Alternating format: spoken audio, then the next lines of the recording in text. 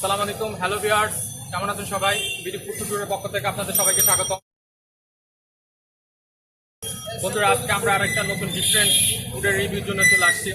আজকে আমরা আসছি কবিরাজের শরবত অ্যান্ড মশলাঘর। 4 মাস যাবত নতুন করে এই শরবতের দোকানটা শুরু করছেন। ওনার যে শরবতের জন্য যে জিনিসটা আমার কাছে খুব ভালো লাগছে, উনি কোনো স্যাগারিন অথবা কোনো রং মিশ্রণ করে কোনো শরবত তৈরি করে না। সম্পূর্ণভাবে উনি নিজস্ব প্রক্রিয়াতে, যেটা কবিরাজি দোকানের সাথে এবং তার খাবারের সাথে মিল রেখে কবিরাজি সিস্টেম করে উনি এবং এটার সাথে মশলা মিক্স করে উনি শরবতটা তৈরি করে। তো বন্ধুরা, আমরা শরবত খাবো, শরবতের টেস্ট বলতে আমাদেরও কেমন হচ্ছে। আমাদেরকে দুটো শরবত দেয়।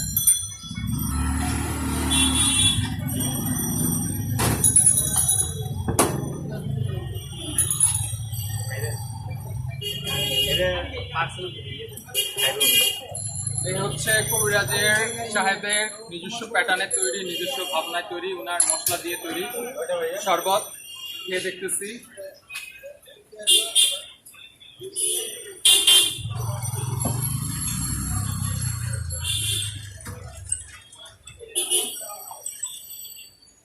অসাধারণ। ভিউয়ার্স, আপনারা যদি কখনো পুরান ঢাকায় আসেন, পুরান ঢাকায় এসে যাওয়ার কালে আপনারা এই টেস্টটা করে যেতে পারেন।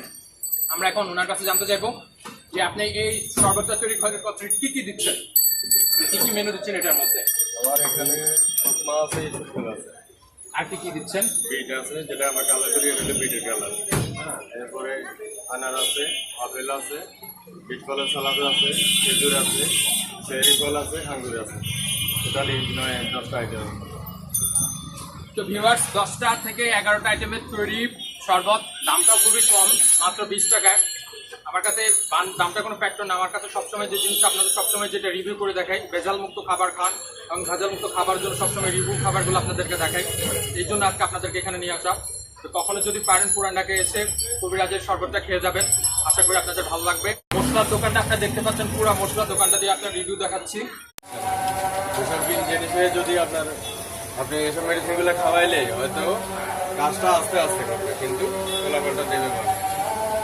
শুধু সাইড এফেক্ট হচ্ছে, যে কোনো একটা সমস্যা দেখা দিচ্ছে। ভিউয়ার্স, আজ এ পর্যন্তই।